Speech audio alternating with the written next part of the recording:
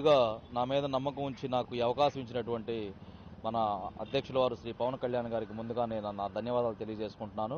అదేవిధంగా పల్నాడు ప్రాంతం వెనుకబాటుకు గురైంది, కానీ అది వెనుకబడిన ప్రాంతం కాదు.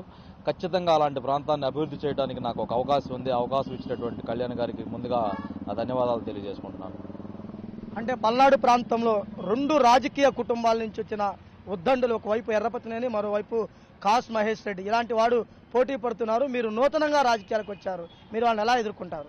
ఇప్పుడు మన రాష్ట్రంలో జరుగుతున్నటువంటి రాజకీయాలన్నీ కూడా ఎంత గొప్పవాడైనప్పటికీ కూడా పవన్ కళ్యాణ్ గారి ముందు, ఆ సంకల్పం ముందు ఎంత ఎక్స్పీరియన్స్ ఉన్నా, ఎంత పెద్ద కుటుంబాల నుంచి వచ్చినా కానీ ఒక సామాన్యుడిని సైతం ప్రభావితం చేయగలిగినటువంటి శక్తి కళ్యాణ్ గారి దగ్గర ఉంది.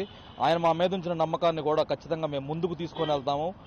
ఎదుటివాడికి ఇంతకుముందు బ్యాక్గ్రౌండ్ ఏముందని చూసే పరిస్థితిలో ఈరోజు లేదు.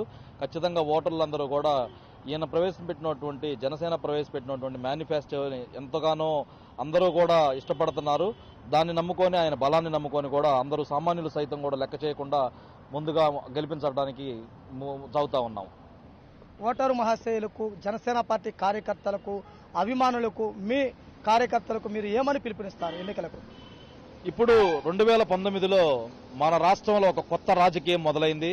మన పార్టీకి ఉన్నటువంటి బలం కూడా జన సైనికులు.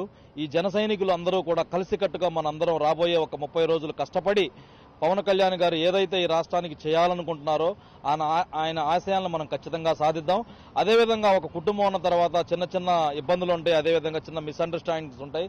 వాటన్నిటినీ కూడా మనము పక్కన పెట్టేసి అందరం కలిసికట్టుగా పనిచేసి గురజాల నియోజకవర్గం జనసేన గెలుపుని మన అధ్యక్షులు శ్రీ పవన్ కళ్యాణ్ గారికి బహుమతిగా ఇద్దామని చెప్పి నేను పిలుపునిస్తున్నాను. అదేవిధంగా మన గుర్తైనటువంటి గాజు గ్లాసు గుర్తు మీద ఓటేసి ఖచ్చితంగా గురజాల అడ్డా జనసేన, గురజాల గడ్డ జనసేన అడ్డా అని చెప్పి నిరూపించి మన జనసేన జెండాని గురజాల గడ్డ మీద ఎగరేద్దాం. జై జనసేన. వెనుకబాటు గురైనటువంటి పల్నాడు ప్రాంతాన్ని అభివృద్ధి చేస్తాను, పల్నాడు ప్రజల యొక్క కళ ఏదైతే ఉందో త్రాగు సాగునీరు అందించి ప్రత్యేకమైనటువంటి ప్రణాళికలతోటి ఒక్క అవకాశం ఇస్తే గురజాలను, రాష్ట్రమంతా గురజాల వైపు చూసే విధంగా అభివృద్ధి చేస్తానని కూడా చింతలపూడి శ్రీనివాస్ గారు చెప్పడం జరుగుతుంది. ఎంతమంది ఉద్దండులు ఉన్నా, రాజకీయ యోధులు ఉన్నా కానీ యువ రక్తంతో నేను తప్పనిసరిగా గెలుస్తాను, అమరావతి అసెంబ్లీలో జనసేన తరపున ఎమ్మెల్యే అభ్యర్థిగా ఉంటానని చెప్పేసి కూడా స్పష్టం చేస్తున్నారు. కెమెరా పర్సన్ ఉదయ్ కుమార్తో శ్రీనివాస్, 99 టీవీ, గురజాల నుంచి.